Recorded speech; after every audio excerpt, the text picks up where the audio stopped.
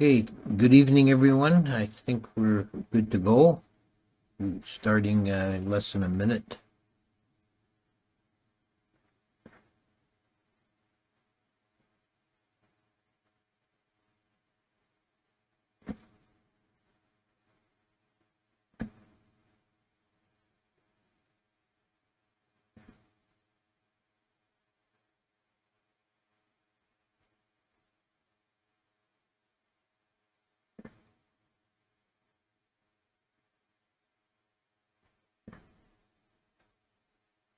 Might go candy. Okay, let's start. Namo tassa bhagavato arahato sama sambuddhassa. Namo tassa bhagavato arahato sama sambuddhassa. Namo tassa bhagavato arahato sama sambuddhassa. Hey, good evening, everyone, or good morning, wherever you are in the world. What we're doing in this series is we're going through chapter by chapter of the Visuddhimagga. Just give a kind of an overview. Visuddhimagga, just to recap the provenance of the work, it's a medieval Sri Lankan commentary by Buddhaghosa that is a really major source in Theravada countries for study of Buddhism, and is translated into English under the title Path of Purification by Nyanamoli. And this is copy I'm using, but if you look for it, you'll find many different covers. It's been republished many times with different covers, so your mileage may differ in that regard.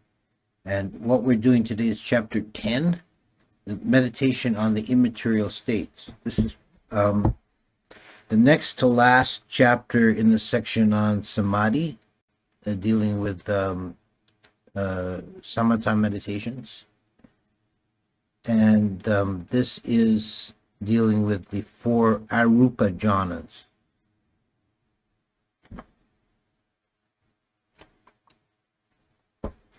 We often talk about the 4 jhanas, but those are the 4 rupa jhanas, the jhanas or meditations on form, and these are the meditations on the formless. There are 4, beginning with the base of boundless space, then the base of consciousness, the base of nothingness, and the base of neither perception or non-perception.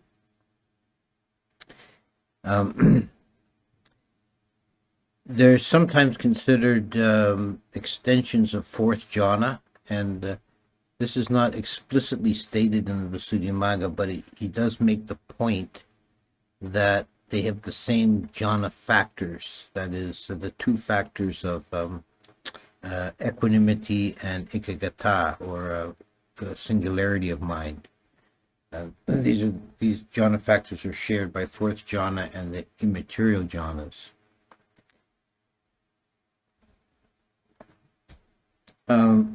As is the general overall approach of the Visuddhimagga is to give primacy, I would say, to kasina meditation.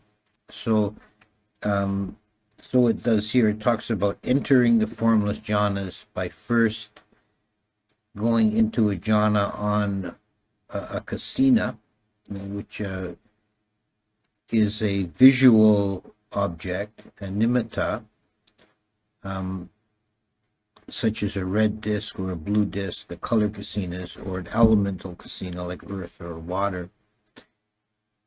And one mentally extends the kasina to as great an extension as one can, even to, it says in the text, even to the limit of a world system or beyond, and then remove it by paying attention to space instead, the space covered by the kasina. And this is the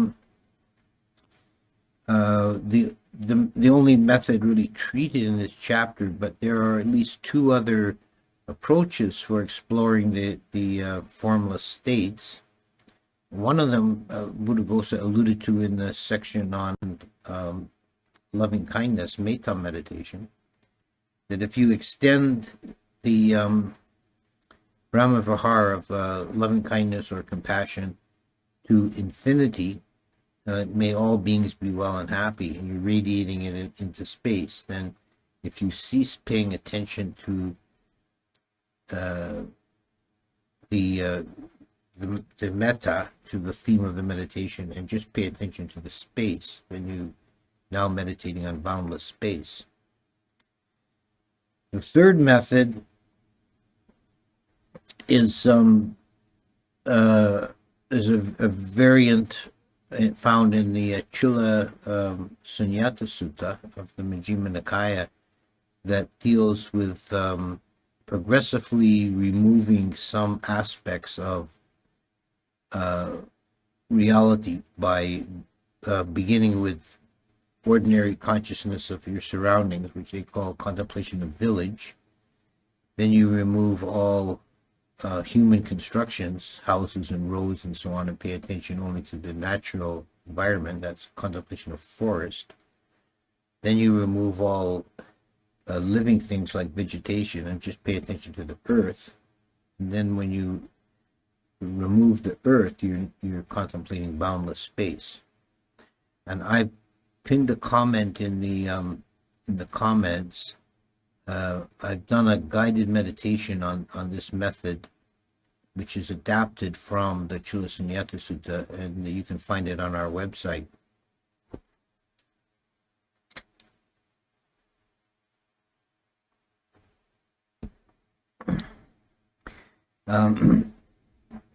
Buddhaghosa spends some space explaining what's meant by removing the kasina, and you'll see this is the common to all three methods, that you remove something from your awareness and pay attention to what's underneath, and that's really key.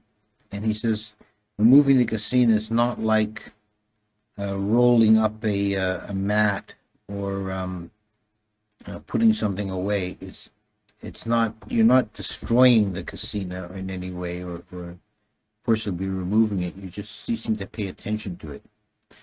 So it's no longer in your perception or in your consciousness. You're paying attention only to the underlying space.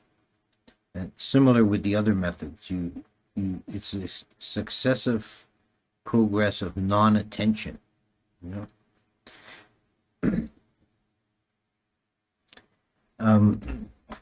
He also says that boundless space, entering boundless space, is one of the aids to that is contemplating the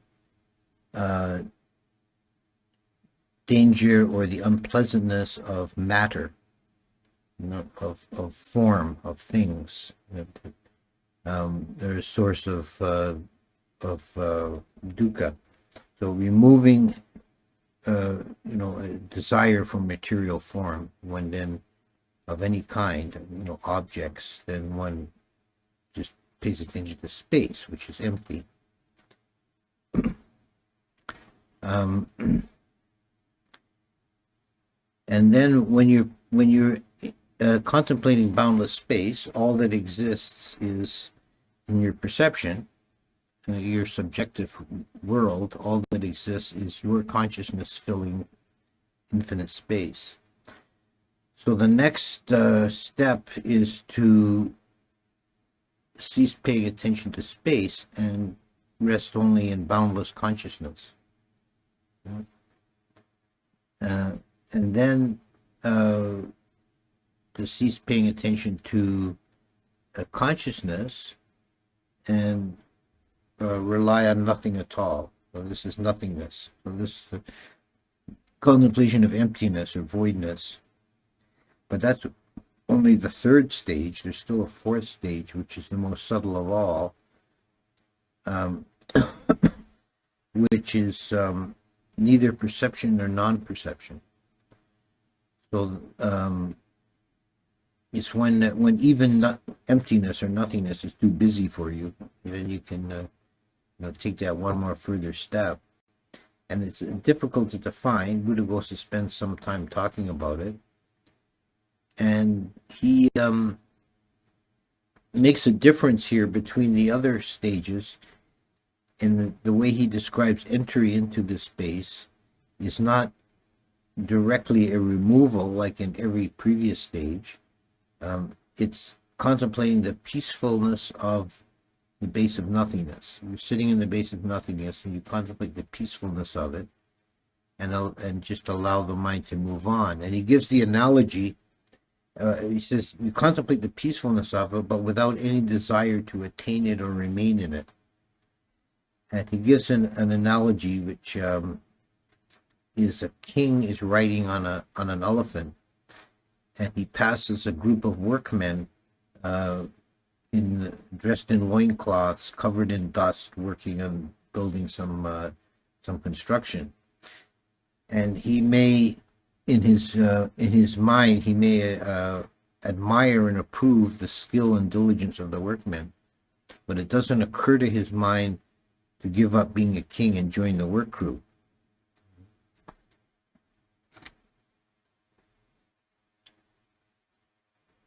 So this makes it the distinction between seeing the benefit or the peacefulness of nothingness, but not being attached to it, not desiring it, and letting the mind become even more subtle. He talks about this title, neither perception or non-perception, neva sanya na sanya, as meaning that coarse perception or ordinary perception is not present, but there remains a very subtle perception. And he gives a couple of further similes to explain this, which is one of the things you'll find a lot of in the Visuddhimagga, are these similes from ordinary life that are used to illustrate Dharma principles. And he says, if there's a elder monk and a novice, and the novice has oiled the bowl of the elder monk, and he tells the elder monk, I have given you oil. And the elder monk says, very good, fill up my oil jar, will you? And the novice says, I can't, there's no oil.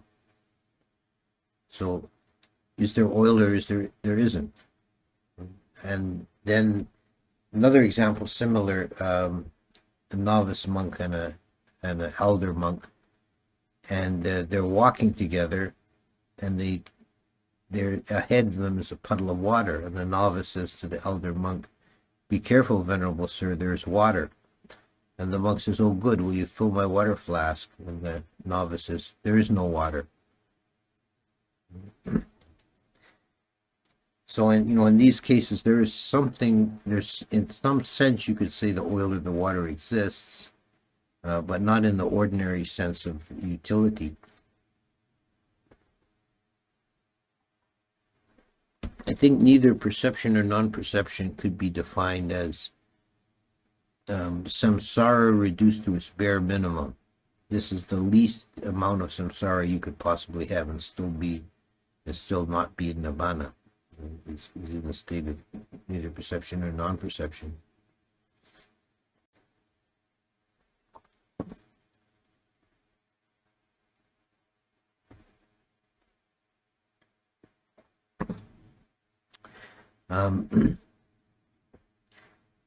Also, I'll comment on Buddhaghosa's approach, which is typical for his treatment of these meditations, is that he sets a high bar. He says you have to have complete mastery of jhana in not just being able to enter it, but the 5 ways, entering it at will, emerging from it at will, and so on. Of 4th jhana, you have to have complete mastery of 4th jhana before you do boundless space, and then you have to have complete mastery of boundless space before you do boundless consciousness, and so on. So he always sets this kind of high bar but I would suggest that it's possible to explore these states of mind even without full mastery of them, and it's quite worthwhile to experiment with these formless abidings. It's a very peaceful meditation, and as I said, there are different ways of entering it. It's always done by removal or non-attention to some aspects of ordinary reality. It can be done step by step, and you are always looking at what's left, which is an important and interesting point, that meditation in general, any kind of meditation, should best be thought of as a simplification and a purification of the mind, not of gaining something new or exotic. So boundless space is always present. The mind always has a basic boundless space underneath everything, but we don't see it because of the multitude of sense impressions and so on. But if we make that quiet and we pay attention to what's underneath, then we're aware of the space. Then if we cease to pay attention to space, consciousness remains underneath that, and so on. So there's nothing really more to say on this chapter. It's a fairly brief chapter, and although it's profound, really the actual treatment of it is pretty straightforward. Next week will be the last section on the samatha meditations, and it kind of wraps up with a few random meditations, sort of the etc. chapter, you might say. And let's see, I'm just looking at the table of contents. I can tell you what they are.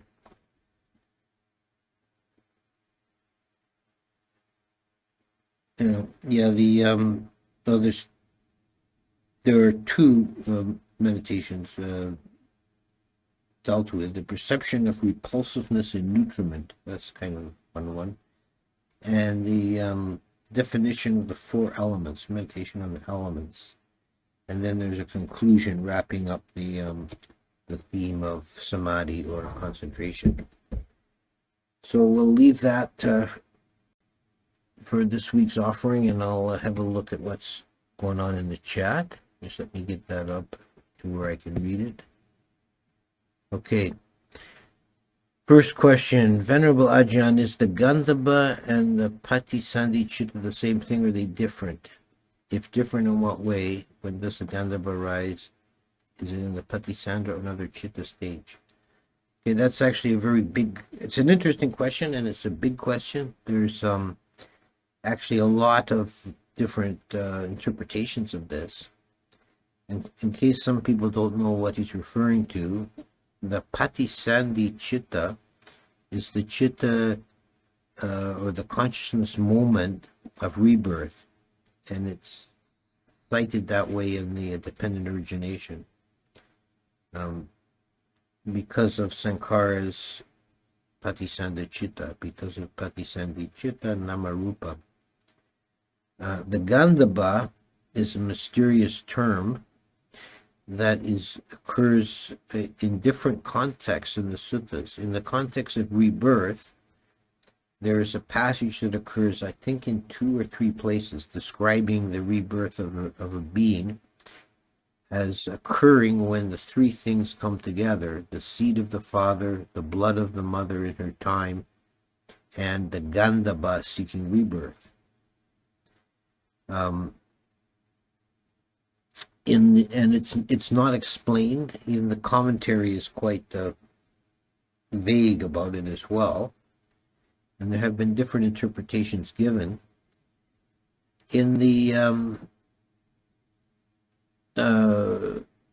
Abhidharma Kosha, which is a Sarvastivadin text, there is a description of the Gandhava as a kind of a spirit that travels when a person dies. It travels to the place of rebirth, where the mother and father are copulating, and it enters in the womb at that moment.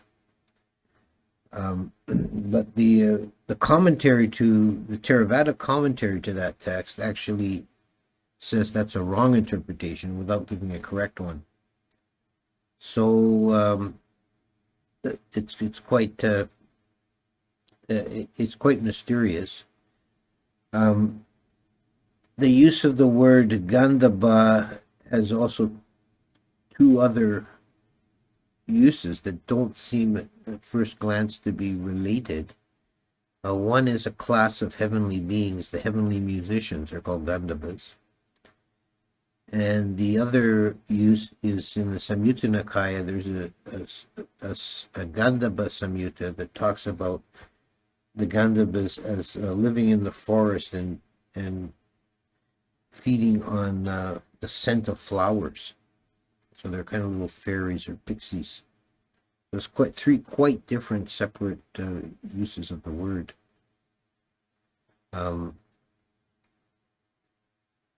So I can't really answer that question directly because there isn't a clear answer to how the Gandhava relates to the Patisambhicutta. I don't think it's meant to be the same thing.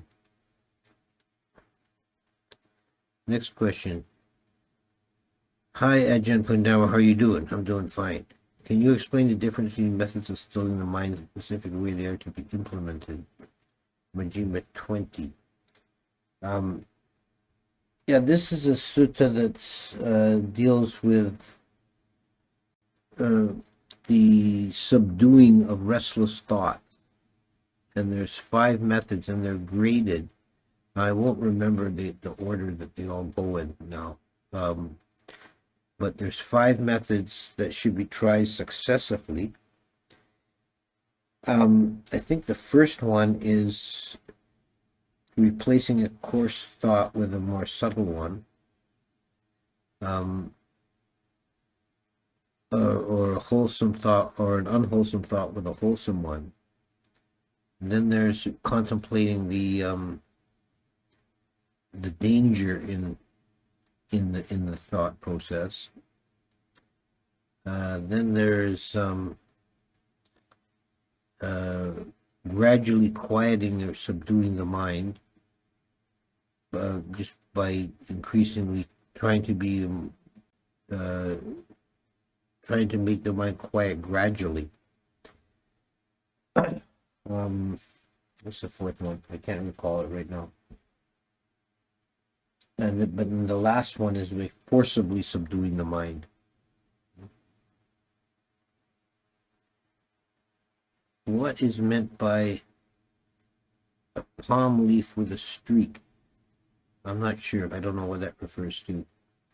Unless it's, I'm just kind of guessing here, but does it refer to writing? Like one of the early forms of writing was to scratch palm leaves with the stylus.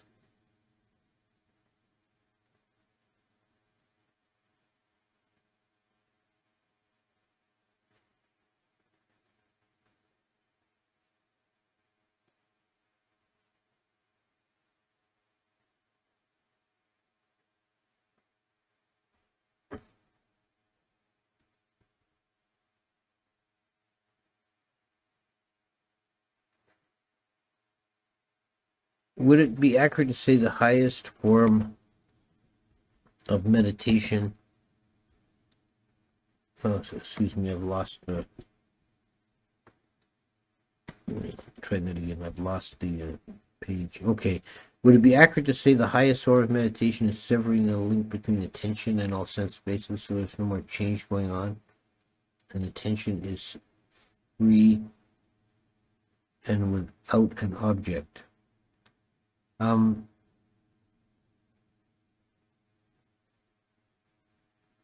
don't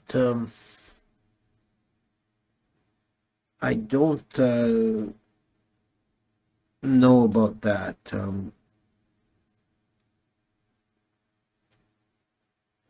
Attention without an object doesn't really make sense.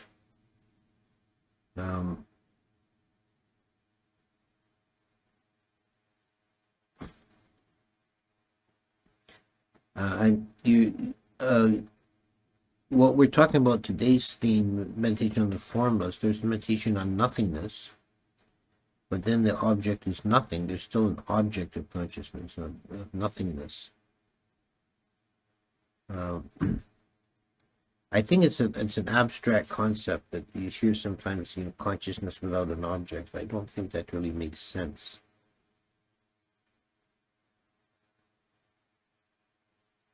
And the appearance of a snake giving fear in chapter 10, example of formless.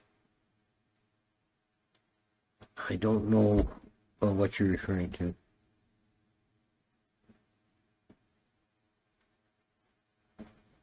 Can you be more specific? I don't recall the example of a snake giving fear here. You referred to chapter 10 of this book.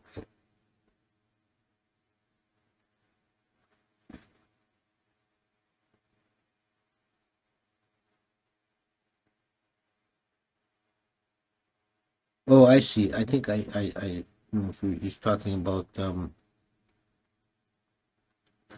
simile of man pursued by a snake, flees from it as fast as he can, and if he sees in the place he has fled a palm leaf with a streak painted on it, or a creeper or a rope or a crack in the ground, he is fearful, anxious, and will not look at it.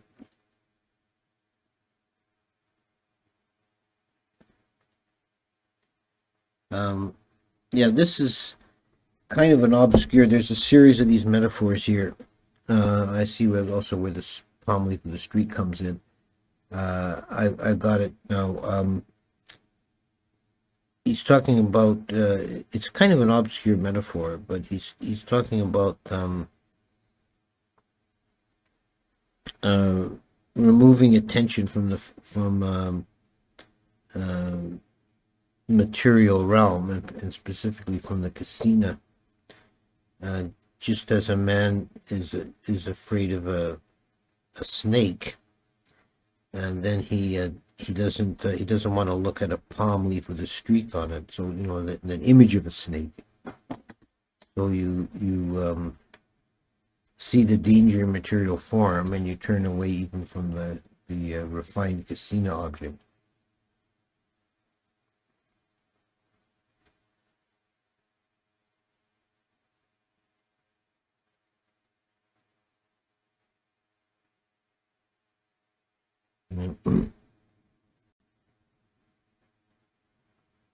The implication of these metaphors, there's a series of them all very similar, is a gradual turning away from coarse objects to more refined ones. This is another way of expressing that idea of successive non-attention. Can you please help me understand the nature of Buddhas across world systems and eons? They follow archetypal life. We expect they expound Dhamma similarly with similar suttas. Yes, they all the stories and texts we have about Buddhas in previous times, they do follow a very archetypal pattern. Their lives follow certain themes that are very similar, but they're not identical, and there's some specific ways in which they differ. For example, one of the statements the Buddha made about the previous Buddhas was that some previous Buddhas never laid down a formal vinaya for the monks, and their teaching died out in a few generations. But those Buddhas which laid down a vinaya for the monks, their teaching lasted a long time. It makes sense. It means they established an institutional form that survives through the generations. So since there are differences, I don't think we could expect that their teachings will be absolutely identical. They'll have the same themes, but they wouldn't be worded in the same way, or follow the exact same pattern.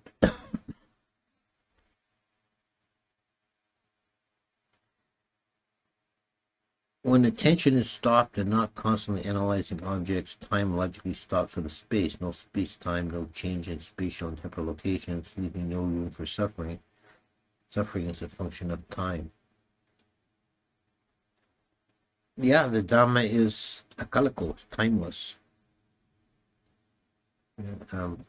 Time and space are aspects of the samsaric world, underlying framework, actually, I would say, of the samsaric world. So the dukkha is inherent in these things.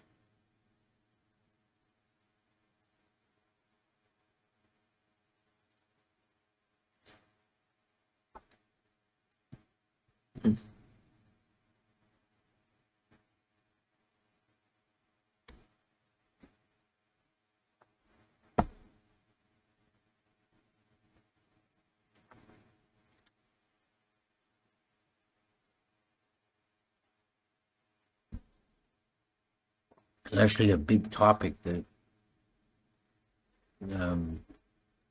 I have done talks about in the past, about space and time. There's quite a lot that can be said about that.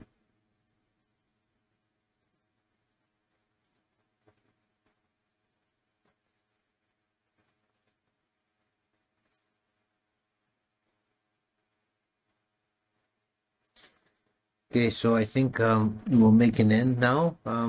And if you want to read ahead, chapter 11 next week, Nutriments and Elements. I think is the title of the chapter. So thank you for coming by, and we'll see you again.